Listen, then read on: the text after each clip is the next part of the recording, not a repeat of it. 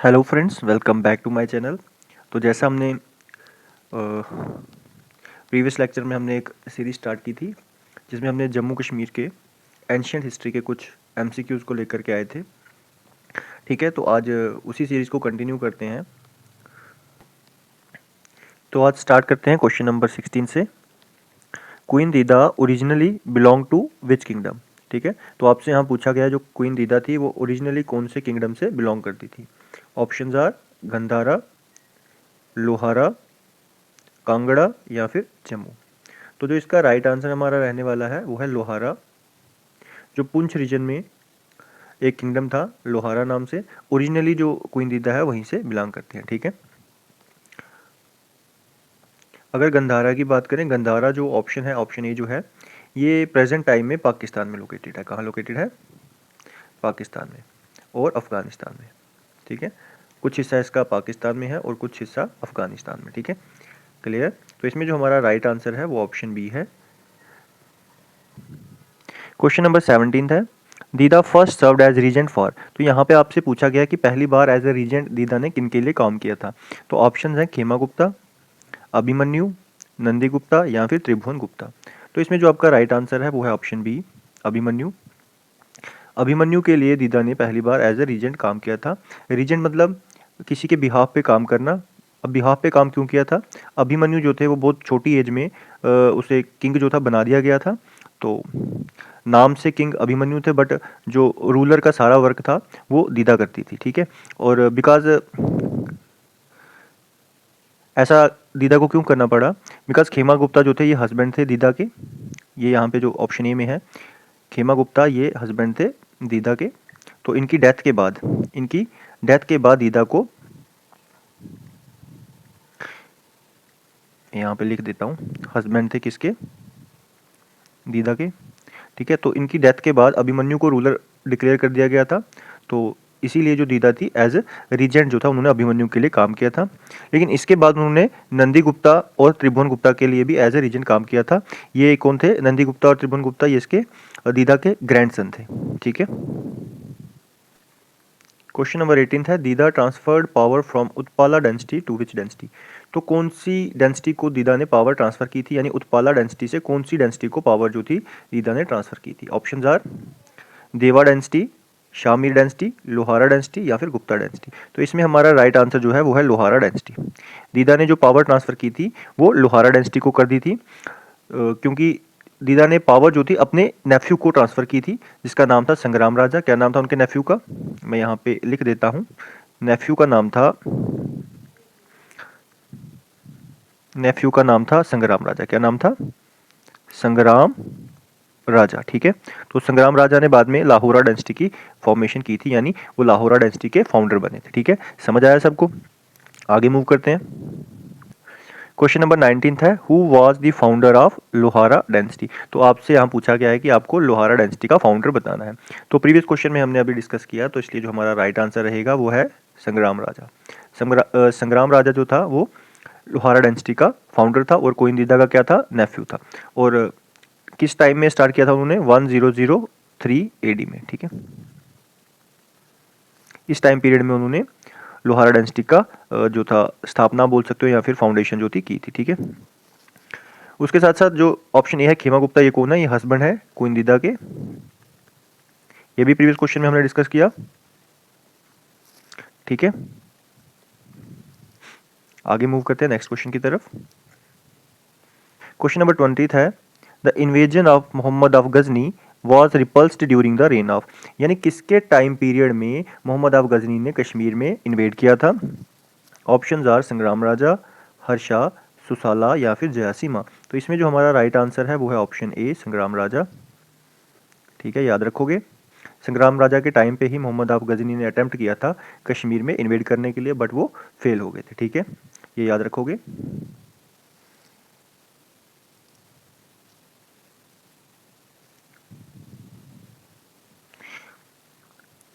Next question है question number 21, the term Damaras mentioned in the Rajatarangini refer to.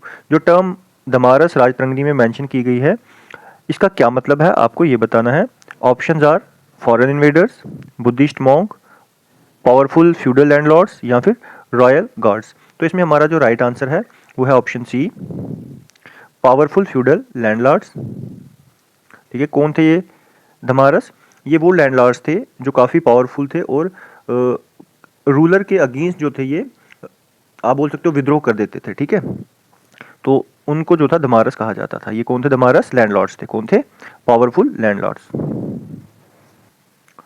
Question number 22 है, which ruler of Lohara dynasty is called the Nero of Kashmir? कौन से ruler को, Lohara density के कौन से रूलर को नीरो ऑफ कश्मीर कहा जाता था? ऑप्शन आर खेमा गुप्ता, उचाला, सुसाला या फिर हर्षा। तो राइट आंसर है ऑप्शन डी, किंग हर्षा को नीरो ऑफ कश्मीर कहा जाता था। और हर्षा जो थे ये लोहारा डायनेस्टी के एक रूलर थे। अब नीरो ऑफ कश्मीर का मतलब क्या है? देखो, नीरो ऑफ कश्मीर जो टर्म है ये यूज़ की गई थी एक ऐसे किंग के लिए जो काफ़ी क्रूल था और जिसने टेम्पल्स में काफ़ी प्लंडर किया था, लूटपाट मचाई थी। ठीक है, समझ आया आपको? Question number 23, Kalhana the author of Rajatarangini was the son of a minister in the court of. तो यहाँ पे आपसे पूछा गया है, कल्हाना जिस मिनिस्टर के बेटे थे, वो मिनिस्टर जो थे वो किसकी कोर्ट में काम करते थे, यानी वो मिनिस्टर किस किंग के अंडर काम करते थे। ठीक है, जिसके कल्हाना बेटे थे। ठीक है, कल्हाना कौन था? जिन्होंने राजतरंगिनी लिखी थी। ठीक है, राजतरंगिनी के ऑथर थे। ठीक है, इतना पता होगा। तो अगर बात करें कल्हाना की, तो कल्हाना किसके बेटे थे? ये चंपका के बेटे थे। किसके बेटे थे? मैं लिख देता हूँ यहाँ पे, कल्हाना के फादर कौन थे? कल्हाना के फादर थे चंपक। ठीक है, याद रहेगा, नाम बहुत इजी है, चंपका बोलो या चंपक बोलो। ठीक है, ये कल्हाना के फादर थे। अब ये जो चंपक थे ये किसके रूल में, किसके कोर्ट में जो थे काम करते थे, आपसे ये पूछा गया है। ऑप्शन है जयासीमा, सुसाला, हर्षा या फिर अनंता। तो राइट आंसर रहने वाला है हमारा ऑप्शन सी, हर्षा। ठीक है, ऑप्शन सी जो है हमारा राइट आंसर है। और कल्हाना ने राजतरंगिनी लिखी थी जयासीमा के टाइम पे, ये भी आपको बताया था मैंने प्रीवियस लेक्चर में। जयासीमा के टाइम पे कल्हाना ने राजतरंगिनी लिखी थी। ठीक है, यहां तक समझ आया होगा। आगे मूव करते हैं नेक्स्ट क्वेश्चन की तरफ। Question number 24,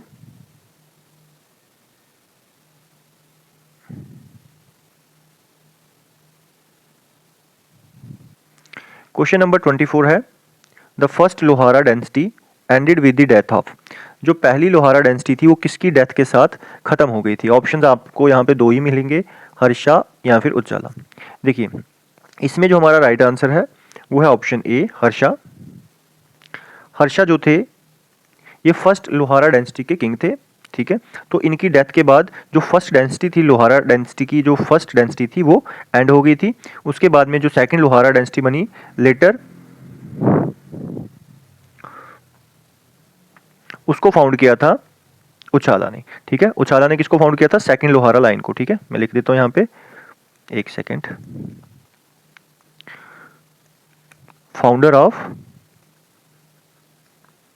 second Lohara line. ठीक है, सेकंड लोहारा लाइन या फिर सेकंड लोहारा डेंसिटी भी आप इसको बोल सकते हो। तो क्लियर हुआ, जो फर्स्ट लोहारा डेंसिटी थी उसके किंग थे हर्षा। ठीक है, उनके डेथ के बाद वो डेंसिटी खत्म होगी और जो सेकंड लोहारा लाइन बनी उसके जो फाउंडर थे वो उछाला थे। समझ आया? आगे मूव करते हैं नेक्स्ट क्वेश्चन की तरफ। क्वेश्चन नंबर 25 है, the last great Hindu ruler of independent Kashmir was. यहाँ पे आपसे पूछा गया है कि इंडिपेंडेंट कश्मीर का लास्ट ग्रेट हिंदू रूलर कौन था? ऑप्शंस आर हर्षा, सुहादेव, जयासिम्हा या फिर उदयन देव। ठीक है, तो यहाँ पे आपसे लास्ट ग्रेट हिंदू रूलर के बारे में पूछा गया है। ठीक है, तो जो लास्ट ग्रेट हिंदू रूलर था वो था जयासिम्हा। कौन था? जयासिम्हा। ऑप्शन सी जो है यहाँ पे हमारा राइट आंसर है।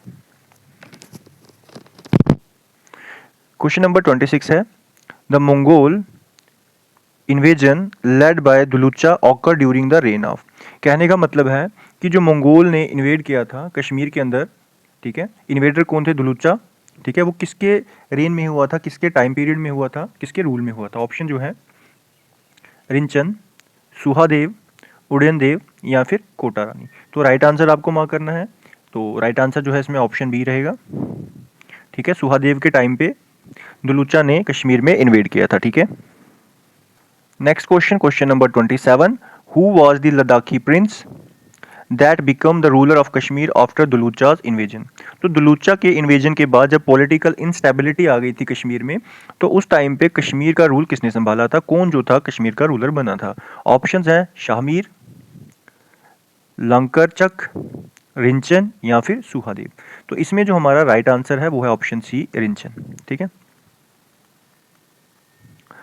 लद्दाखी प्रिंस जो रूलर बने थे कश्मीर में वो थे रिंचन आफ्टर दुलूचाज इन्वेजन। ठीक है, दुलूचा की इन्वेजन के बाद। ठीक है, इतना समझ आया सबको।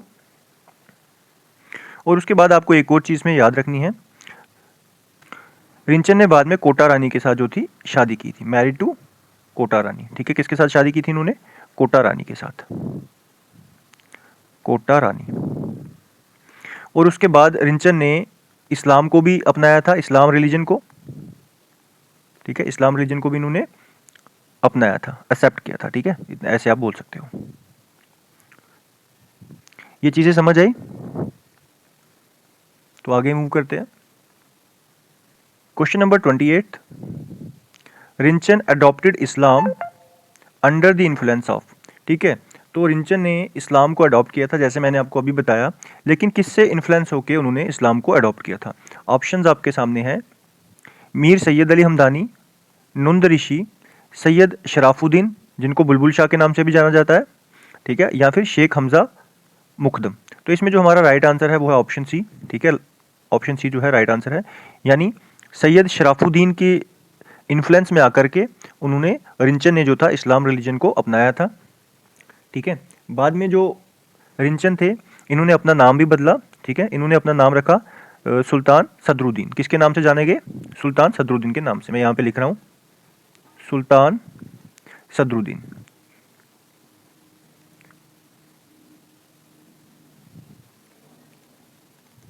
ठीक है, ये क्वेश्चन एग्जाम में बहुत बार पूछा जाता है कि किस पर्सन ने अपना नाम बदल के सदरुद्दीन रखा था, या फिर कौन सा पर्सन जो है सदरुद्दीन के नाम से भी जाना जाता है।